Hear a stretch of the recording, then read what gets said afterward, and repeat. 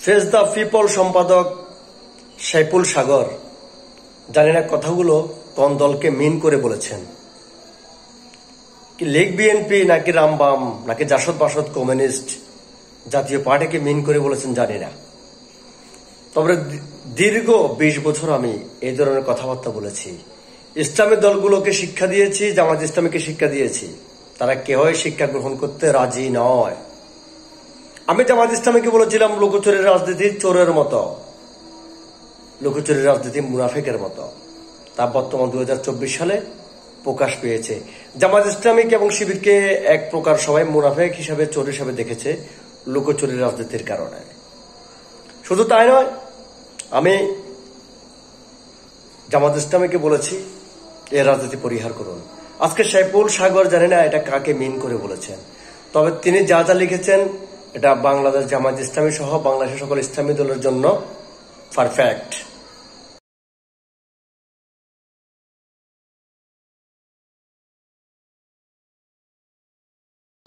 ইসলামী দলগুলো যদি এই লেখা থেকেও শিক্ষা গ্রহণ না করে, যদি পুঁথিগত বিদ্যা দিয়ে রাজনীতি করতে চায়, লেখাপড়া দেখে দেখে নেতা তৈরি করে, দুঃসাহস, সাহসী, নীতি নৈতিকতা বিদ্যমান কর্মীকে যদি জেলা, উপজেলা, শহর, গ্রাম, ইউনিয়ন, ওয়ার্ডে পদ পদবি দিয়ে ভূষিত না করে, তাহলে ইসলামী দলগুলো লাঞ্ছিত হবে, অপমানিত হবে, তিমির থেকে যাবে, কুমির হবে না।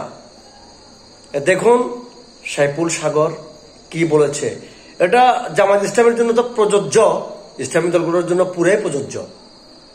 আমি লীগ বিএনপি জাসদ বাসদ রামবাম ওগুলো বাদ দিয়েছি, ওরা ইসলামী দল না, কিন্তু ইসলামী দল যারা করে তাদের জন্য এই লেখা, এই কথাগুলো 100% পারফেক্ট। আশা করি জামাত ইসলামী তার ভুল শুধরাবে, পুঁথিগত বিদ্যা পরিহার করে, সব দিক বিবেচনা করে, নীতি নৈতিকতা, দুঃসাহস, সাহসিকতা বিবেচনা করে স্থানীয় পর্যায়ে সঠিক কর্মীকে পদ পদবি দিয়ে ভূষিত করবে। যদি না করে, ওই যে পিনাকি বলেছিল, পিনাকি ভট্টাচার্য জামাত ইসলামকে বলেছিল, এ মিয়া সারা জীবন ভিক্ষা করবা, ফকির থাকবা, কিসের সংখ্যানুপাতিক নির্বাচন? জামাত ইসলাম যদি এই জ্ঞানীদের কথা না ধরে, মূল্যায়ন না করে, জামাত ইসলাম এক ধরনের ওই তিমির থাকবে, কুমির হবে না। আল্লাহ হাফেজ।